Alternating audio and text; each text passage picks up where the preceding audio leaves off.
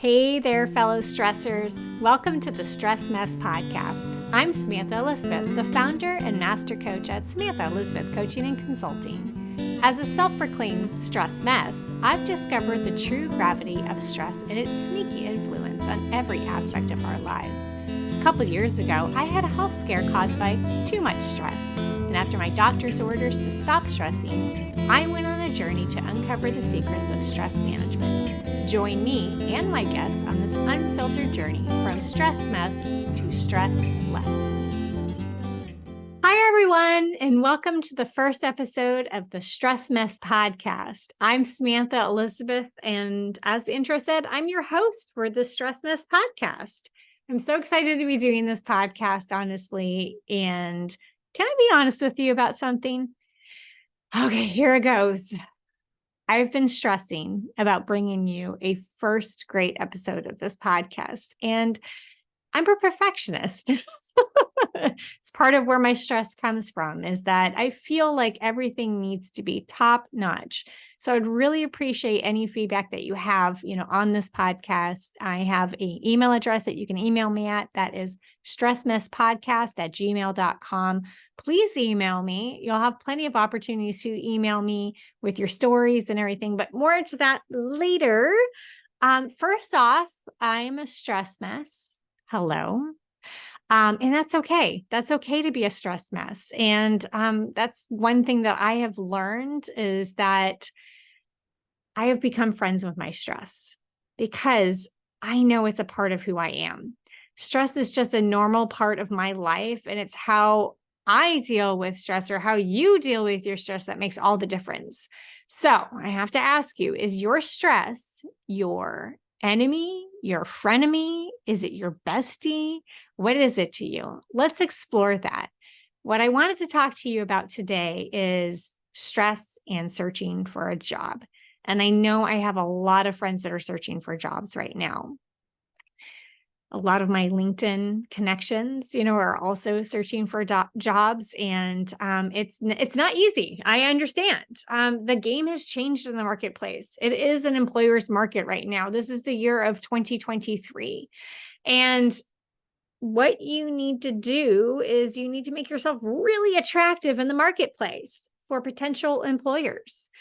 And one of my weaknesses is that I am not my own salesperson. I'm not a boisterous person about my own accomplishments, but I'm learning.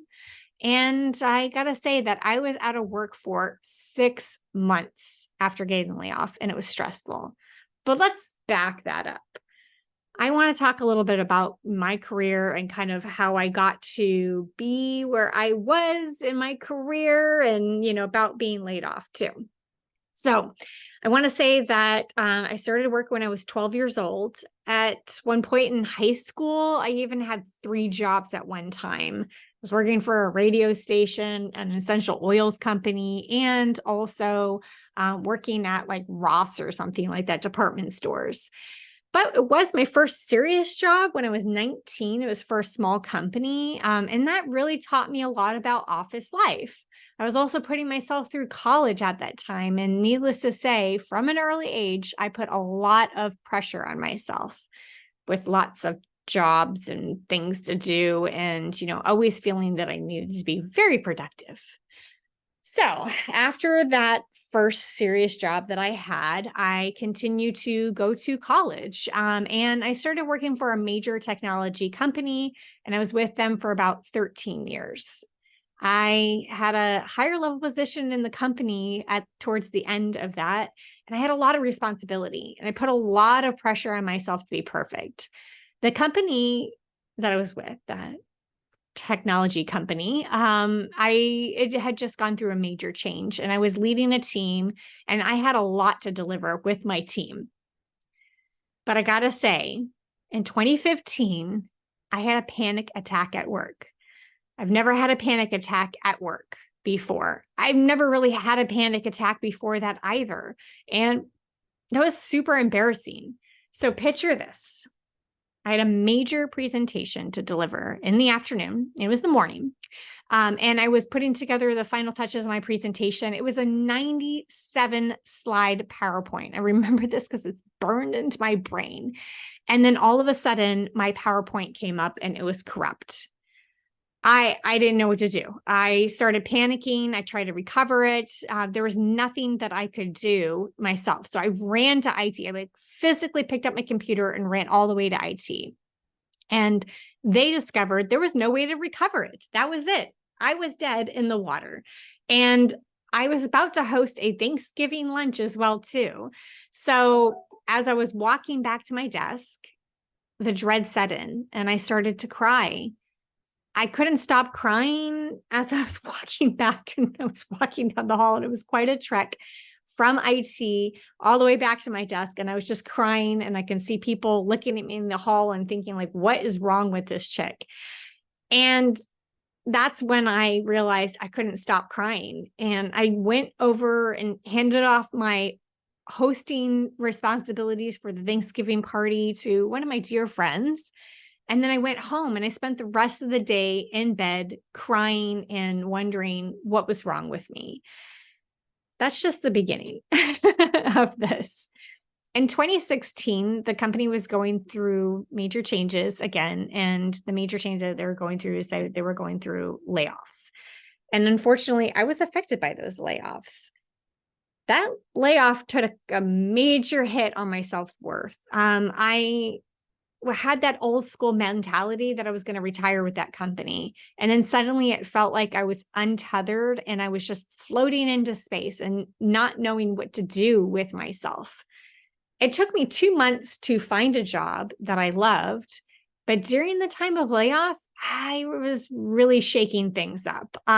Because I had committed myself to that job so much, it became a part of who I was. And so when I became untethered and I felt like I was floating in space, I feel like I completely lost myself during that time. I tried so many different things. I tried volunteering. I even volunteered with a couple of nonprofits at that time. I started doing social media management. I've never done that before, but I took it on. I took classes. I, really helped out this nonprofit in their social media. I also became on an advisory board for a startup. But the point of all of this is that I just tried all of these different things, and something funny happened for me. Well, maybe this is not so funny because I know this affects a lot of, people. But one morning I woke up in the middle of the layoff, and I think it was towards the end of month 1, and it felt like a really long time since I had worked. And I didn't have any interviews lined up for the day. I had nothing to do, and I didn't know what to do with myself. I'm pretty sure it was like a Tuesday or something. And I just got up in the morning and I opened up a bottle of wine, and I had a glass of wine for breakfast. Like I've never done that before. And for those that know, like, what are you going to do with yourself? And I thought, well, this is what I'm doing with myself that day. I'm going to have a bottle of wine for, for breakfast, lunch, and dinner today. And that's what I did. No, I did not become an alcoholic. It was just something that I just didn't know what to do. And like I said, I was really shaking things up. I was really just doing a lot of different things just to see. I was, working out, a lot. I was, interviewing. I was practicing interviewing with people. There were so many different things that I wanted to do because I desperately wanted to find something. I wanted to find my tethering again, back to a normal reality for me. One thing I did do, though, is that I did sit with my feelings a lot. And part of that looked like a little bit like depression sometimes, but I was really just trying to get to the bottom of my feelings, to really feel like, what am I going to do with my life? Then I found this job that was amazing. Like I said, 2 months into the layoff, which was nothing. 2 months felt like a really long time at that time, but it really is nothing when it comes to your whole career. However, this job that I found, even though it was absolutely amazing, I absolutely loved it. And my team was wonderful again. The commute was horrible for me. And it really took a toll on my relationship with my son. And at that point, I felt lost in my career again. It was 2 years later, and it was Thanksgiving. And, he sat down with me and, well, at the time he was quite young, but when he sat down with me, he said that he missed me and he felt like he was losing me. And at that point, I felt like I was really abandoning him because he was in before school program from 6 a.m. And then I would pick him up at 6:30 at night.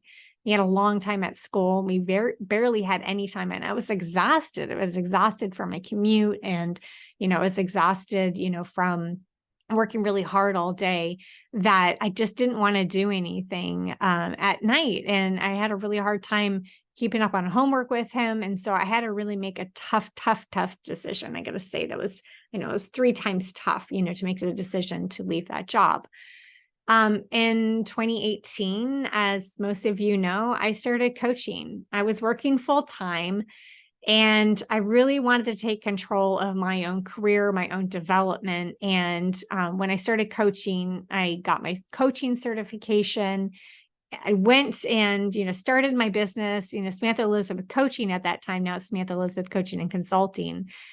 And I really just try to ground myself in my own development and my own power, that I had. And the power that I had over myself was that I could help other people. And that's what I really wanted to do.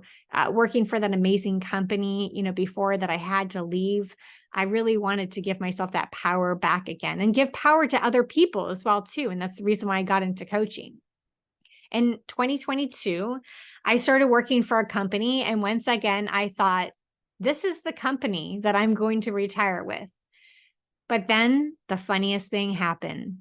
In March of this year, 2023, just a little over a year that I started working for that company, I found myself once again affected by company-wide layoffs. So the moral of this story is, don't tell yourself that you're going to retire with a company because it may not happen. This is the way the world is. Sometimes you find that maybe you're just not a good culture fit and you need to, go find another job, or that company decides that maybe you're not for them either. In this case, it was just company-wide layoffs. And unfortunately, I didn't have seniority and I got laid off. I got laid off with the majority of my team members again. And once again, my self-worth took a big hit. And when I talk about that, that just means all of a sudden you start questioning your effectiveness and your value and, everything that you can bring to the table. I still have my coaching business. I still was keeping up with my clients and, coaching them. And so I still had that steadiness, but once again, I felt myself a little bit untethered. However, it wasn't my first rodeo. I knew what to do. And no, it wasn't waking up and drinking a glass of wine or anything for breakfast. That was not what I needed to do. What I needed to do was, because my team had also been laid off, and perhaps it was their first layoff, it was very much affected their emotions and it affected their self-worth as well, too. And I knew that my self-worth was, great. And I wanted to make sure that they knew that their self-worth was great, too. So the first month of my layoff, I did nothing but help other people. I helped other people by getting on the phone with coaching them, texting them to tell them I'm thinking of them. And I sat down with them and did resumes and LinkedIn profiles and really helped them to navigate looking for a job. I gave them tons of resources. I sent people jobs all the time. I had, like I said, one-to-one coaching sessions with people, but mainly it was a time for me to give somebody else, that care that I felt like, I needed. So that was my first month of my layoff. And then my second month of the layoff, I really worked on my LinkedIn profile. I worked on polishing that up and, working on my resume and my cover letter. And then I got to work finding a job. I thought I was going to find a job fairly quickly. But like I said, the market's changed. In 2023, it's an employer's market. And I quickly discovered that my resume was just as good as a lot of others' resumes. And that even though I was perfect for a job and I thoughtfully, and I say thoughtfully, applied to all of these jobs, I discovered that you really needed to stand out there. You needed to know people in the company to be able to give you a referral. And I reached out to several people to ask, for referrals if I saw a job. I applied to a total of 279 jobs, not 280. Yeah, it was 279 jobs. And that was really hard.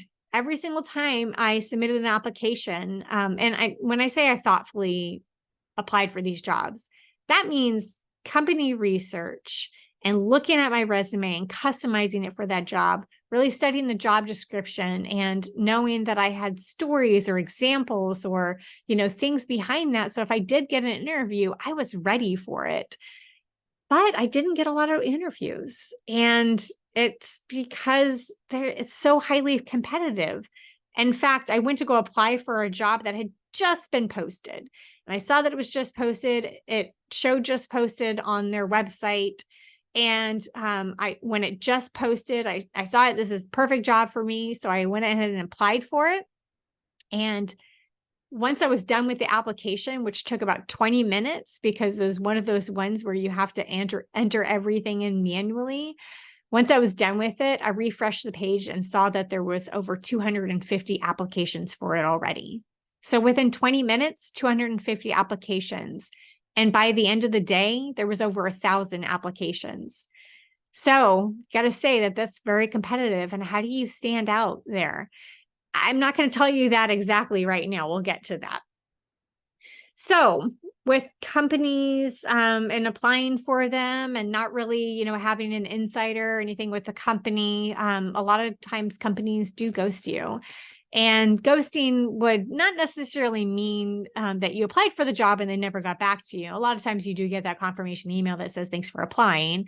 But a lot of times you would never hear back from them at all to say that you weren't considered. Or you might get somebody reach out to you from that company, a recruiter, and you get back to them and then you never hear back from them. Or you might go through several rounds of interviews and then get ghosted in the end. And by ghosted, I mean that you're waiting to hear back and they might say, hey, we'll go back to you in a week, 2 weeks, 48 hours, or whatever timeline that they gave you. And then you wait, you follow up with them. They might follow up with you again and then radio silence, nothing. And all of a sudden you feel like, why? What did I do? Did I do something terrible? And if you're like me, a little bit of an overthinker, I think that all the time. Like, what did I do? Got to realize sometimes it's not you, sometimes it's them. And that's the way it is. It is their market right now. And when they're looking for people, that's it. But I got to tell you, this story does have a happy ending. So a couple of weeks ago, I started a new job and it was one of those serendipitous things. I think a lot of times when I find jobs, it's just that they stumble upon me and rather than me getting needy and desperate and everything and applying for jobs. Mind you, it has been at that point, when they found me, it was about 5 months, since I was laid off. And that was scary to get into that process because I was really afraid that I was going to do a little misstep or something. I had applied for a job and I had got down to the final interview with this company and I went through the final interview. But there was a couple little missteps in there, things that were just a little mistake that, on my end, I didn't check something exactly correctly. I did follow up with them and said, hey, I don't think I checked that correctly. And, they would come back and say, oh, we fixed it on our end. When you have to be like very perfect and I wasn't perfect enough for them and that's okay.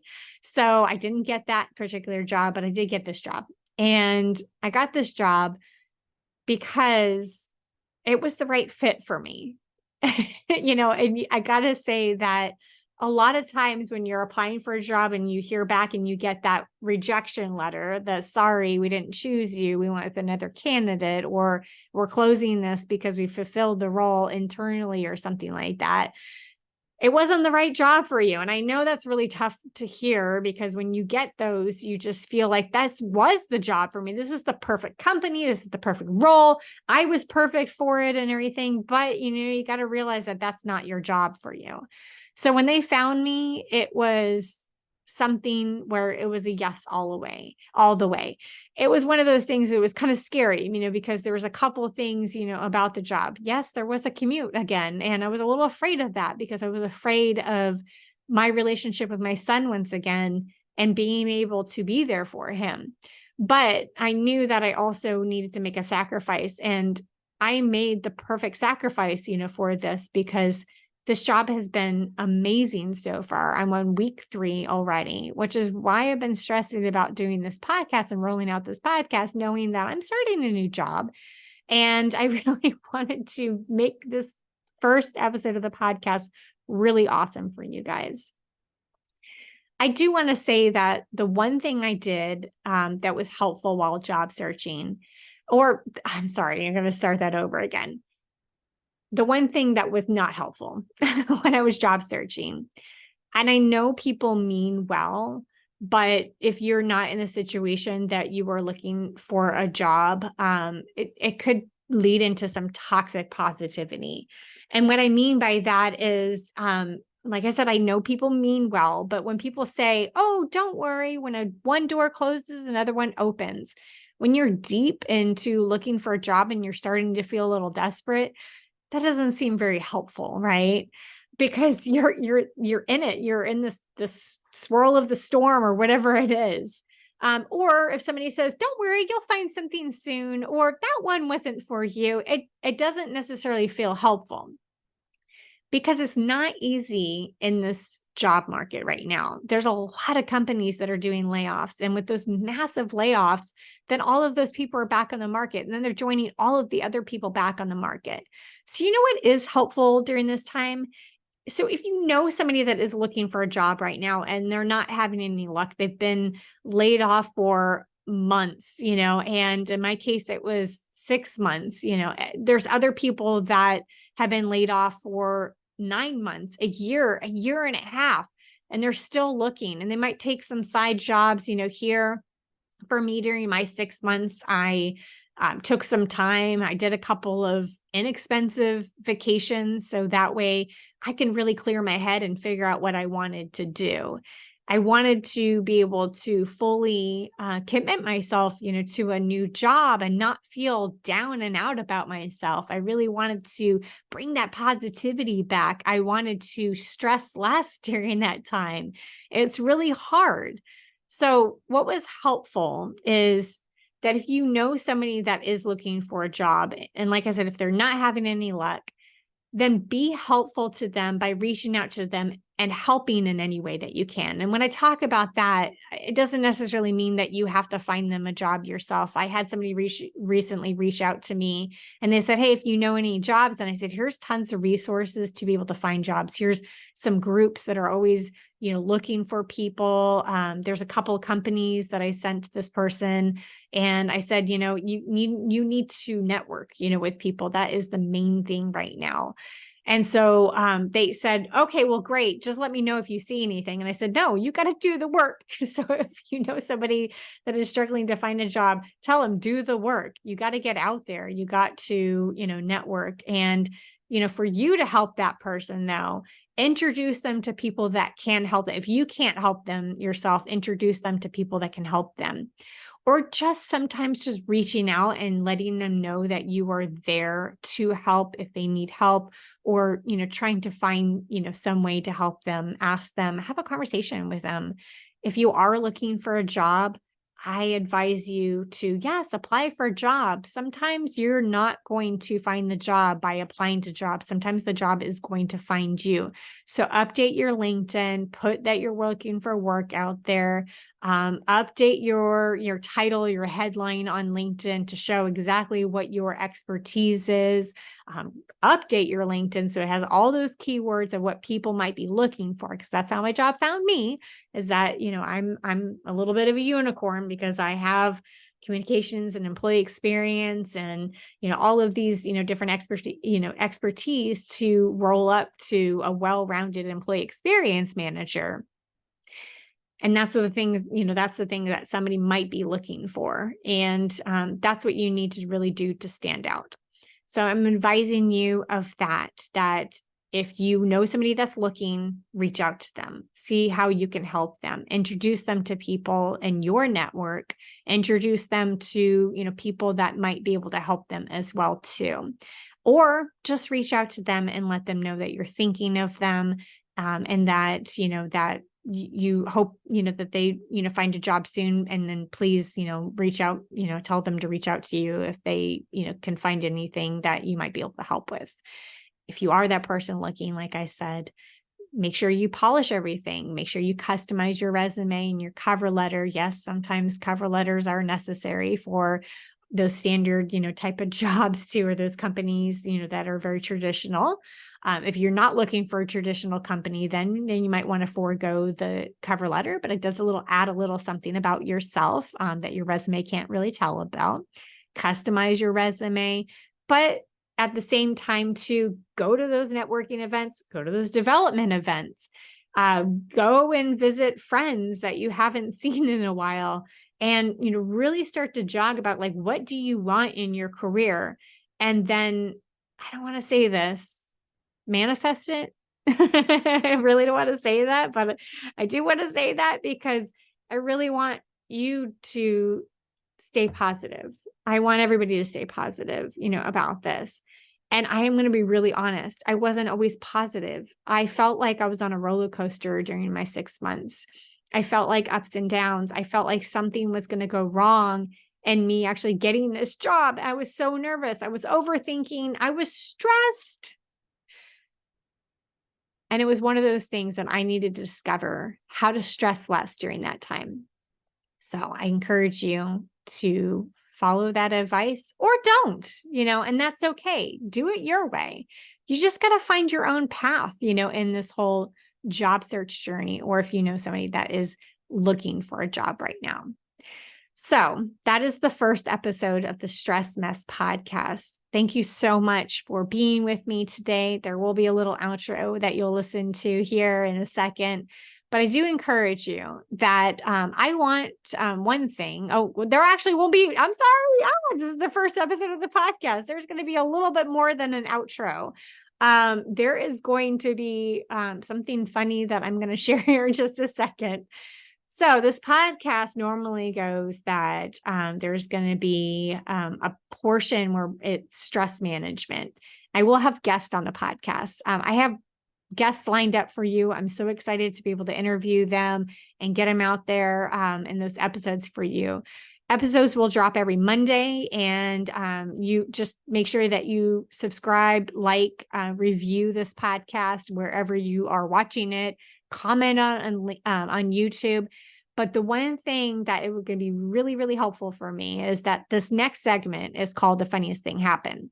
And in this segment, I'm going to share a funny story of something that happened with me. Sure, I shared some funny stories here, in this story about my stress management. But I want you to write in with your funny stories too, because if you send in some really funny stories, I'm not talking about also just funny, like haha funny, but also unbelievable stories. So maybe stories that might have not been funny at the time, but they're funny now, where it's unbelievable. I can't believe that happened. I would love for you to share that, because that is going to be something that I can read on this podcast. We can have some mini-sodes where I read some of your stories and be able to share that out, with everybody as well too. Or if you just want to share about your stress management, the email is, this is really simple, stressmesspodcast@gmail.com. Email that, or just email any kind words or feedback on this. Feedback is a gift. I always say, it's a common saying, but I always say that feedback is a gift. I'd love to hear from you. I'd love to hear what you think of this podcast. I would love to hear anything that you think that you might want to get out of this podcast too. So once again, stressmesspodcast, all one word, @gmail.com. don't add that all one word thing, stressmisspodcast@gmail.com. Thanks so much. On to the next segment. And now, the funniest thing happened. In this segment, take a break from your stress for a funny or unbelievable story. Take it away. Hey, everyone. All right. So this segment, as David just said, that's my voiceover guy, David Gilbert. He's going to be a guest on this podcast. Exciting. This segment is going to be called The Funniest Thing Happened, as David said, and it is all about the funniest thing that happened. We all know those friends that tell the same story at parties about funny things that happened to them throughout their lives. And it's always this dramatic, wonderful, story that they tell. And it always gets good laughs, unless you've heard it a million times, in which case you don't always laugh, but maybe you will, just to be nice to laugh along. Anyway, I have some stories that I like to tell, and I'm one of those things, or, stories that actually are not necessarily funny, but that are unbelievable. I love to hear those as well too. Like, oh my gosh, I can't believe that happened. Not gossipy stories, but unbelievable things that happened to you in your life. And you might have not laughed at the time, but you can laugh now. And anyway, that's what this segment is about. And I wanted to share with you a funny story. So I mentioned in the beginning of the podcast, I had my first serious job, and it really taught me a lot about office life. The thing about office life is that, like, sometimes you're just front and center. Sometimes you have to get up and present in front of people, or you just have to talk, in front of a crowd of people. And I'm not, surprisingly, a lot of people are going to think about this, but I'm not an extrovert. I'm pretty much like an introvert. However, I force myself to be an extrovert, and that's probably why I am a socially awkward person as well too. So anyway, on to the awkwardness.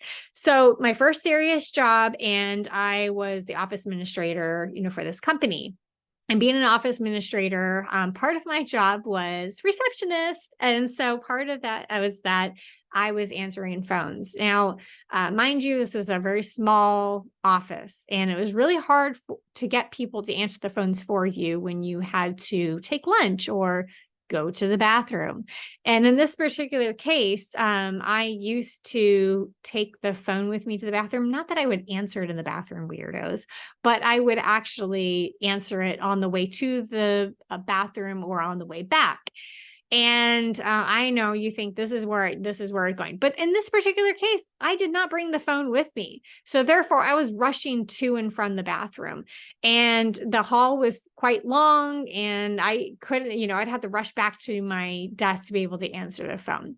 So I rushed all the way to the bathroom and quickly went to the bathroom, and got out of the bathroom as quickly as possible.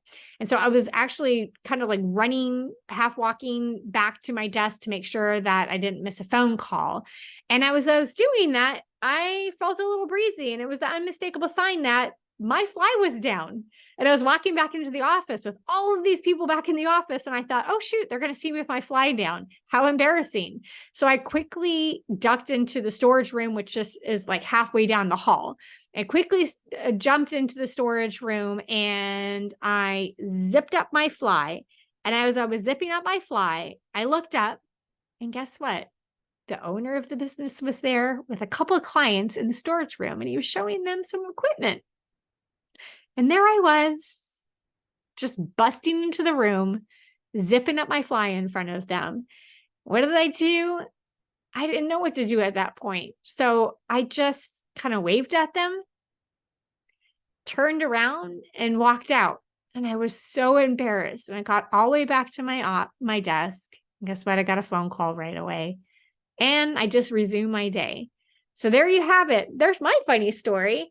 And it's something that I do like to tell people about embarrassing things that happen to you at work. So if you have an embarrassing work story, or an embarrassing life story, or an unbelievable story, please send it to stressmesspodcast@gmail.com. Thanks. Thanks for listening to the Stress Mess Podcast. If you enjoyed this episode, be sure to subscribe, rate, and review. And don't forget to tell a friend. The song for this podcast is Traveler by the talented Christian Weigand, and voiceover work by David Gilbert. You can find more information about those two in the show notes. If you'd like to work with me, head on over to SamanthaElizabeth.com to book a free intro session. This has been a Be You Need to Be production.